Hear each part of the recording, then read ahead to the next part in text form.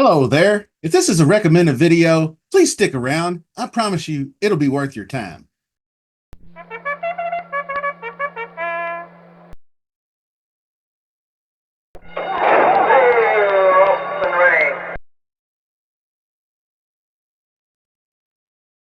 Hello and welcome to Billy Ho Sports, covering the Breeders' Cup Classic and many others coming your way. Today we are going to profile and cover the finest fillies and mares from around the globe, gathering for the $2 million Breeders' Cup Filly and Mare Turf. They'll travel a mile and 3/16 at Del Mar. Make sure you watch to the end. We're going to do a top 10 list. This one's going to be a tough one, so you want to stick around for the big reveal. Definitely don't want to miss out on that. Before we get into it, please subscribe to the channel, especially if you're a new viewer. New viewers, thank you so much for joining me. Thanks for hanging in there. I promise you it's going to be a good show. We've got tons of horses to cover, so we better get into it. So subscribe to the channel, smash that like, and let's get it going. Like I said, 9.5 furlongs on the Del Mar turf. Top to bottom, looks like the strongest field that I've covered so far. So we're going to start with Warlike Goddess, trained by Bill Mott, top female in the field, in my opinion. More than capable versus the boys. Last out, she just missed versus Farbridge, Turf Classic at Aqueduct. She ran in the turf last year against the boys and fared fairly well. But I think she's going to go here and be a tough one to contend with. So, next lady could offer some value at the window. A horse I've kind of liked. 6-year-old mare trained by Ignacio Correas Didia. 11 wins in 19 starts, 2 graded stakes, back-to-back fourth place finishers. Probably push her down to a fourth or fifth choice, or maybe even worse. Came up empty as a 3-5 heavy favorite in her last race, and I think that'll probably leave a bitter taste in people's mouths. It would me if I would have went with her. And a set, another good value play. Leonard Powell, trainer, only been first or second in every race she's run for the last 2 years. Although in her last race she did finally finish third in the maybe, but she just missed by a head. So 3 grade 1 wins, another 2 more grade 2 wins. Horse for the course. Most definitely, she's 3 for 4 at Del Mar in her career. Heavy favorite 2 back in the yellow ribbon, and she delivered. Umberto Rispoli set her up perfectly, closed down the stretch for the win. And there's a big youth movement. A lot of 3-year-old Euros coming over too, going against some olders. So they're going to fare very well. Charlie Appleby has Cinderella's Dream. She's crushing it. She came over to the States and swept the New York Oaks circuit, winning Belmont Oaks and Saratoga Oaks. Came home fast, and she'll need to. The stretch drive at Del Mar is one of the shorter ones out there, 919 feet. So the stone deep closers are going to need to be in a little better position, I feel like, to close. So, amongst other great Euro trainers, the combination of the brothers of John and Thaddeus Gostin need no introduction, obviously. Moira is going out west for the first time since third place last year in Philly Mare Turf. I'm impressed with her fight back down the stretch. She gets after it. She did really well in the 2023 version, finished behind Inspiral and Warm Heart, but we've seen how good those 2 horses are. Inspiral, a little bit off year this year, but Warm Heart obviously retired and enjoying her success. So also grade 2 Beverly D. She fought hard, beat Fev Rover and was close behind White Beam in the Diana. EP Taylor got away from her. Obviously, if anybody watched that race, our next horse, Full Count Felicia, just blitzed them with the sneak attack going out of Kevin Attar's barn. She broke way out in front, was just ahead by 19 lengths by the 3/4 pole.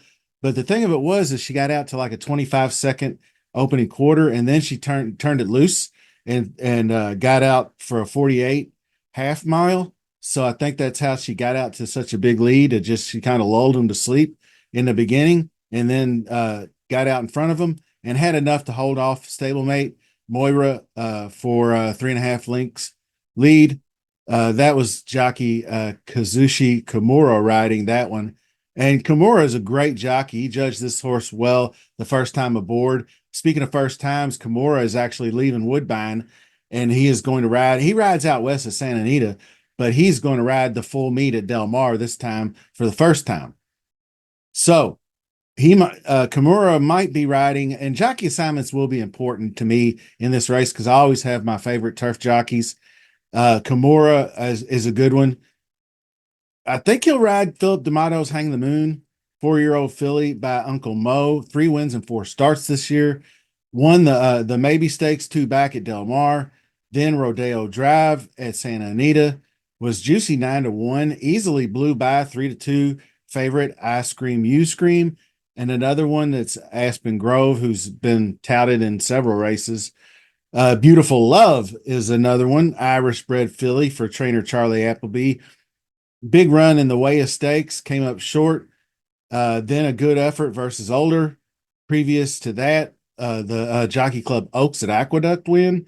That was versus 3-year-olds. She's probably still a year away, but a really, really good horse. Nisi Marie is an up and coming 4-year-old filly for Robert Reed. She closed impressively in the Bogey Stakes way back in May. That caught my attention when she ran by White Beam late. Then ran second in the New York Stakes behind Dadia, but beat Warlike Goddess. So that race was loaded. She was showing versatility. She did win at Kentucky Downs in her most recent, showing that Euro style to her game. So Dadia is going to be a good one. And let's see. This was Nisi Marie. I'm sorry, I lost my place. Nisi Marie, stone closer, but doesn't need a pace meltdown to get there. And Butte Catchy, 5-year-old, is a front runner, French bred. Chad Brown trains, 3 wins and 4 starts. The Just a Game Stakes was a hiccup, finished in 7th, but she bounced right back, won the grade 3 matchmaker, then backed that up with a grade 2 win, and the Boston Spa Stakes, out dueling Gina Romantica, who just broke through for her first big win of the year at Keeneland. So she's a front runner. Matchmaker was on the front. She could get the distance, bred to run all day. Reasonable pace, could get out there and steal it. Another one, She Feels Pretty. And I'm going to be mentioning a lot of horses, but we will get to the top 10 list, so stick around. She Feels Pretty, Queen Elizabeth at Keeneland, just won that one. Took command at the top of the stretch, cruised home for the win. So we have also more 3-year-old Euros, fillies that are really exciting and going to be coming in, fun to watch. All good enough to win. Friendly Soul, sired by Kingman, 5 wins, 6 starts, beaten older horses already. A lot of fight in the stretch. Held off a big herd chasing her in the Prix de l'Opera from Longines. My pronunciations are awful. You'll get used to it. Content is another horse. My Content is trained by Billy Ho, but Content is trained the horse by Aidan O'Brien.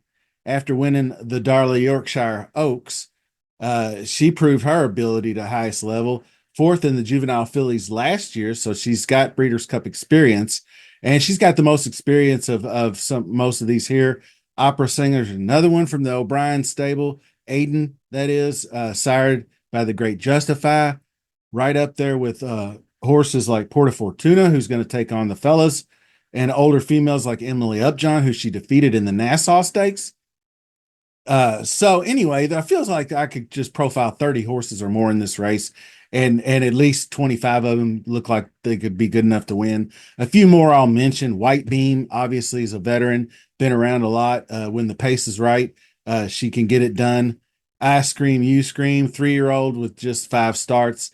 I'm not seeing her in this one, but she did win her first 4, including the grade 1 Del Mar Oaks. Ag Bullet was a speedster, just failed when extending 2 turns, which I did point out in a previous video that I thought the average wind distance was off on that horse.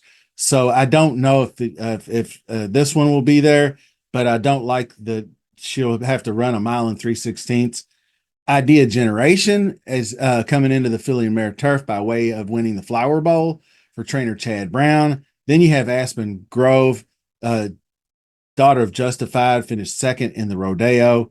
So, just to sum things up, I think when it comes time betting this race, and I'm going to start doing this with some of the other previews, just maybe a little betting strategy, just general first thoughts. I'm looking for some value. I'm looking 9-2 or better for a winner. Also, I'm definitely willing to shift allegiances depending on the jockey assignments. Some of them we know, some of them we're not really exactly sure of. But your Ryan Moores, your William Buicks, your Frankie Dettori's, all big time turf jockeys, big time Breeders' Cup jockeys. So then you have several horses on the West Coast with good Del Mar vibes. Also, I'm obviously not blind to the fact that the Euro horses ship over and win this thing regularly. So the first, my number one horse is going to be Warlike Goddess. Hopefully the Kentucky bred, I think it's been since 2000 or something like that, since a Kentucky bred has won. So, uh, the determination and experience of Moira, I think I'll have her in position. I like her up here. Full count Felicia, if she could take off once again. I don't think they'd let her get that far out in front, but you never know if the pace isn't there. Of a real quick start by a horse like that with Irad Ortiz aboard, I do believe he's going to get that mount. And of course, Butte Catchy, another front runner coming on lately. And I mean, you have to always look at Chad Brown's horses. So definitely the Euro trainers, along with some of the Euro jockeys like William Buick, Ryan Moore. Then you got Charlie Appleby, Aiden O'Brien, the Gosden brothers, all great horses. Cinderella's Dream, Content, Opera Singer, Friendly Soul, all capable of having big days. But then if you think the pace is going to be right, where a front runner can get out there, Dadia is another nice candidate that could do so. Del Mar vibes with a horse like Anisette. That's going to round out our top 10. So there is going to be a lot to parse out. I'll definitely have some more handicapping shows, past performances, entries, jockey assignments, post positions. All that stuff is going to be very significant coming up soon. Just remember that. And also remember, subscribe to the channel. And if you haven't done so and you made it this far, click that button. Take a second. Click that like button while you're at it. Set your notification bells. More videos to come. Thanks for watching. We'll see you soon.